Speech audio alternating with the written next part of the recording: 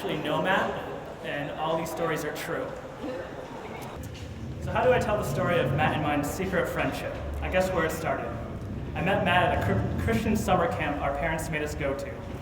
Matt's from Camillus, New York, a small town outside Syracuse, and I'm from Whitney Point, New York, a small town outside Binghamton. We both bonded over our parents making us go to this summer camp and our love for the Boston Red Sox. Our fathers are from Boston. However, being a Boston Red Sox fan in New York is not easy. Yankee fans are the worst. We both showed up at camp.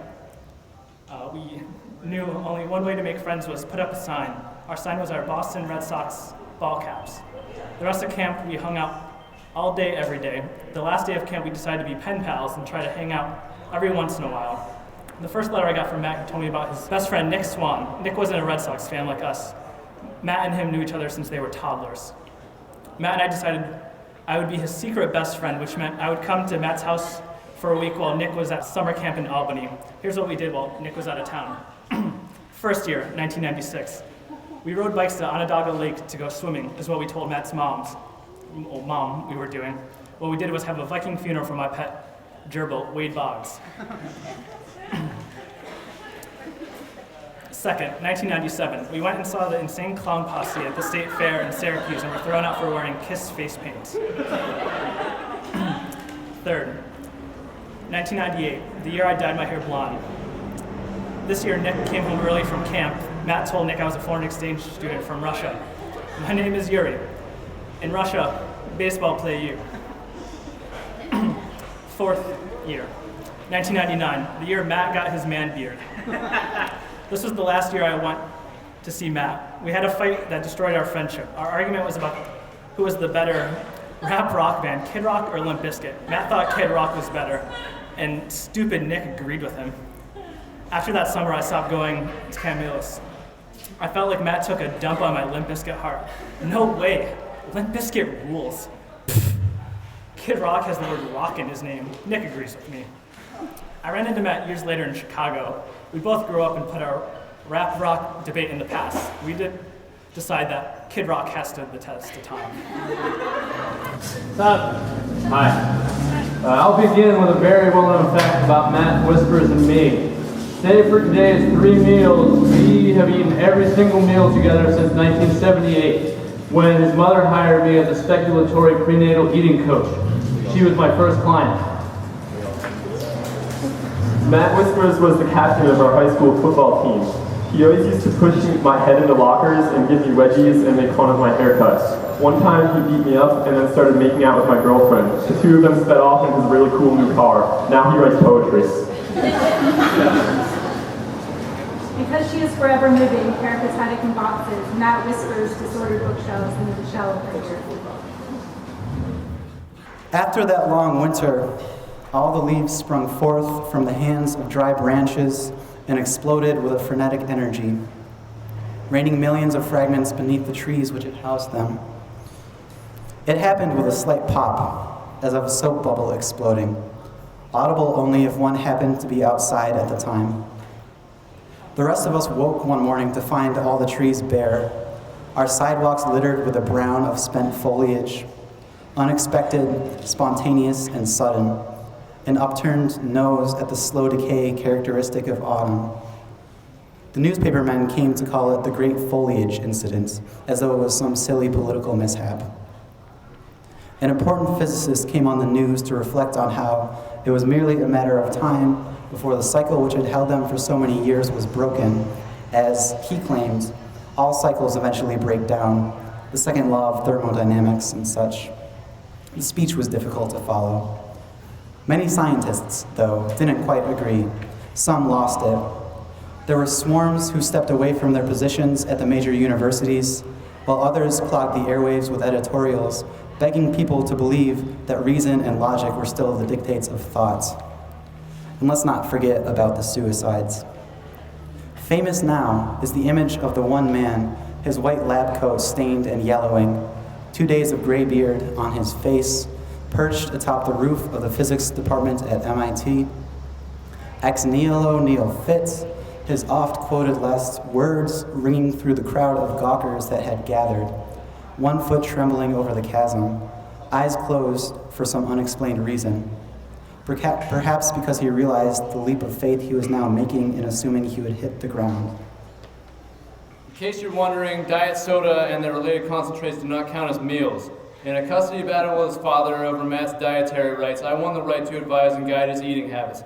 We ate spoonfuls of miso paste to remove the buildup of artificial sweeteners in his joints as we awaited the verdict. Sure, I've heard the story of Matt Whispers. Legend has it he died in a fire at a poetry reading. The whole place burned to the ground and everyone in attendance died. Not a single person escaped. It was very sad. They say it happened on a night just like this. Come to think of it, this might be the 10th anniversary of the old Whispers tragedy. Matt whispers, he asks her, "Do you see the moon? Fragments are the only forms I trust. Light-minded or no, I'm riotous with mental health." I've been so emotional lately, I seem to appear places without having made the decision to go there. A few pints down the hatch, thoughts heaving in the leaden night, and here I am at that one girl who I hope remembers my name's doorstep, and thank God I don't have a boombox with me. And anyways, it was as I was wandering the city like this last night, all wrapped up in turmoil, that I found myself at the Panera dumpster, standing over 3 bags filled with more fresh bread than I could consume in a year. Now, maybe this is something about loss and longing actually leading to something positive. I don't know. What I do know is that tossing the lid open to a harvest of still warm bread, the baker's hatch glowing golden on all their backs, I honest to God shit you not cried, as in actual tears. I started to fill up my bag, imagining bursting through the door to my apartment with a feast to show for myself, my roommates cheering, but I knew they were all asleep. And I would have fumbled it anyways. 2 a.m., the thrill of the catch in me, it was lost.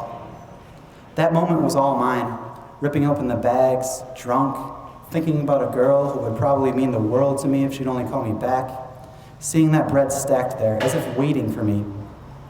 I think that if the last month were a movie, this would be the end of Act 2.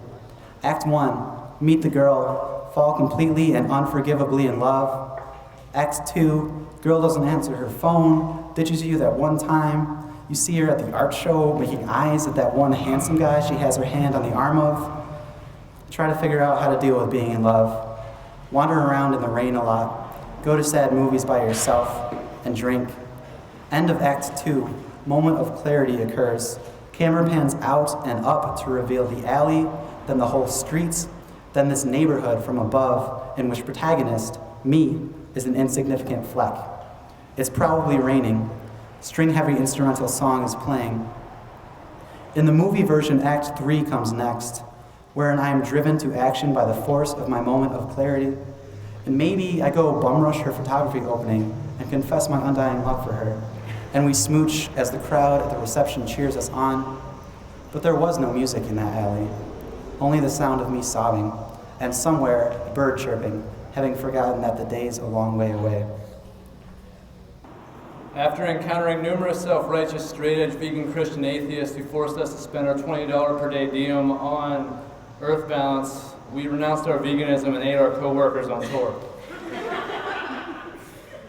Before he started writing poetry, Matt Whispers had a wildly popular YouTube show in which he put on makeup and little ears, and it was called The Matt Whiskers Show.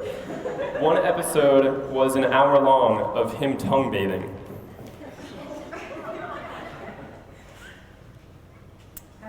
Matt whispers of emergence. He says, "I give up my heart, which is a burning apple. I give up my arms, which have wanted to leave me anyway."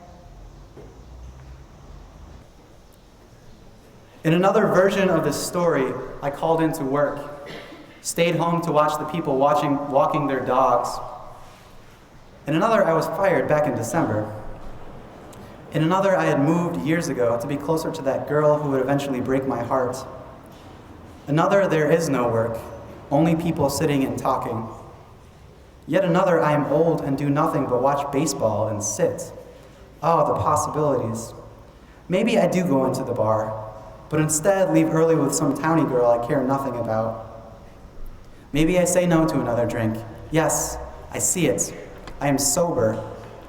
There are no dead hunks of fleshy memory inside me, all prim and beaming the way only the newly clean can beam.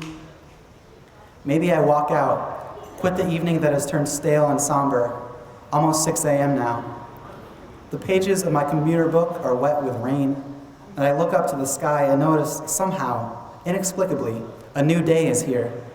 There is an alternate story, see, somewhere in here, one with no protagonist, and something beautiful happens, and no one is around to bear witness. Thanks everyone for coming.